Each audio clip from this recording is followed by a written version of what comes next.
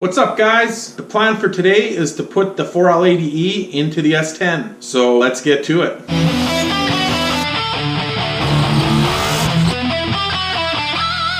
Okay, so the first thing I'm going to do, as you saw in the last video, the transmission is pretty much ready to go in. The only thing I still have to do is these brackets that hold these sensors in. They're pretty dirty, so I'm going to quickly give them a sandblast and throw some paint on them before I put them in. I won't bore you with the sandblasting. Let's just say they're done now. And sandblasted. And painted. I got new rubber O-rings for here. And then put these back on here and put them on the trans. I got those in there. I didn't really bother to paint up the transmission because whatever, you can't really see it in there anyways. I just cleaned it. There's the Summit dipstick and there are the -6 AN lines fittings. Next thing to do is to get the transmission off this stand onto the ground. I have a transmission jack over there. I'm gonna get it on there and then we're gonna get it in the truck. Okay, so I got the transmission off the engine stand and now I'm actually putting the tune port 305 on the engine stand so I can clean it up and get ready to sell to somebody. I also had a little mishap with the jack a year or two ago and crunched the oil pan a little bit, so I want to pull the oil pan off and clean it up, straighten it out, and then put this thing up for sale so someone else can use it. And so I got it up in the air. I'm just going to take this roller stand off and then I am going to put it on the engine stand. All right, so we're under the truck here. We tried to roll it under on the tranny jack, which didn't really work and it fell off. And then one of the wheels on the tranny jack decided to explode. So now we're going to try to get it back on the tranny jack and hopefully we'll be able to get it in there. And first, we'll have to put the converter in, but we don't want to forget that. Yeah, we got to get it up here first. Okay, hold on. Okay, push. Okay. Hold on. Okay, now push. Oh, that actually wasn't too bad. No, not bad at all. Okay, get it. That's about easy. That's good right there. It's about the back is goes up there. I'll slick it. Yeah, that's that looks fairly set. Perfect right there. So, and actually, this wheel is staying off the ground still. It's balancing on a through wheel motion. Does everybody know you already did a dry fit? Yeah. Oh. I'm pretty sure I said that in the previous video. So now we got it in here. So and then I'm going to tighten the strap to hold it on there. And then get the converter and slide the converter in. And you don't need to run the that spacer? No. This Circle D converter is made for a 5.3 flex plate. Here's the converter, the Circle D converter. So now I'm gonna slide that thing up in there. This looks like it was barely ever used. But it's definitely heavy. I'll give it that much. Little spillage. A rag. The old 3 clicks. That was a 4-speed, it's 4 clicks. That's it. Went in nice. There we go. Well, that was easy. Yeah, that went in nice.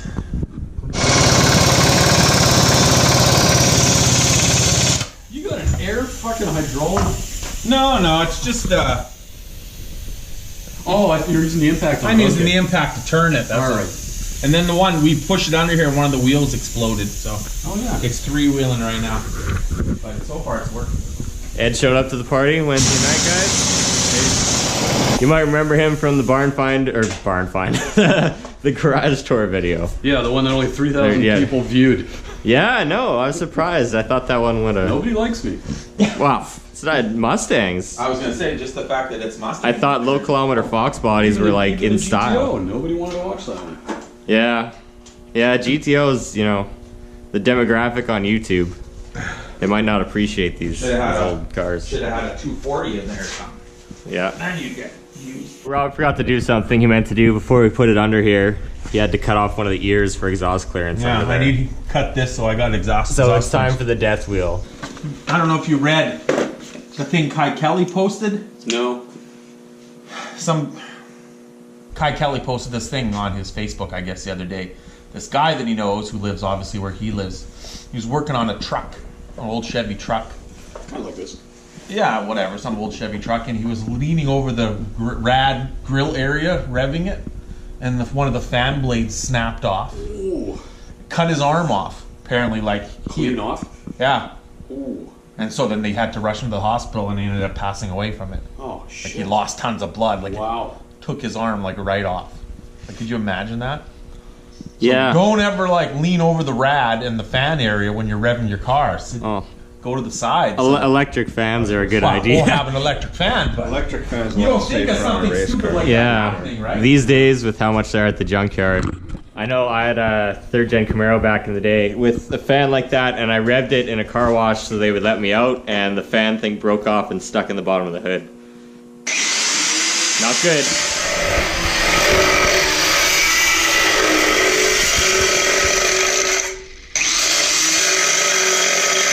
All right, so I got the trans in, as you can see, if you can see it. It's a little dark in here. Here I can move the light like this. So I got it in. It was a bit of a pain in the ass to get the bolts in, but it's in there. So, like, is your Halloween? But the trans Crossmember doesn't fit. The mount is too far back, so I'm gonna have to do some modifying there. So that's gonna be the next thing to do, is modify that to get it in here. All right, guys. So it's the next day now. I'm out here taking a look at the tranny Crossmember.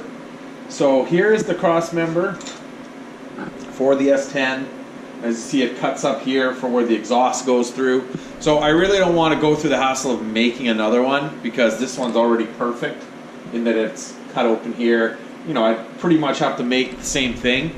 So I remember when we put the 5.3 and the 4L60E in Mike's truck, what I ended up having to do was cut this off and move it to the rear of here, and then it worked. So I'm hoping I can do the same thing on here. I may also have to notch a bit of this for the pan, but the first thing I'm going to do is cut this bracket off and then test fit this tube back in and see how it fits, and then we'll go from there.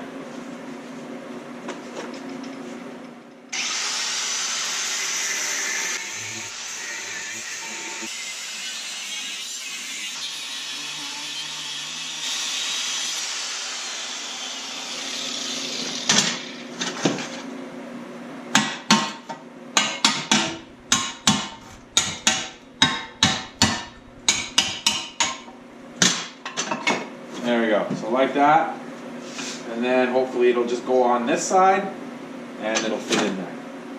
We'll have to test fit this and see how it works. Okay, so you can see I cut that off, and now if you can see those holes over there, that's where the Crossmember used to sit, but now I'm going to have to move it back to there and drill new holes.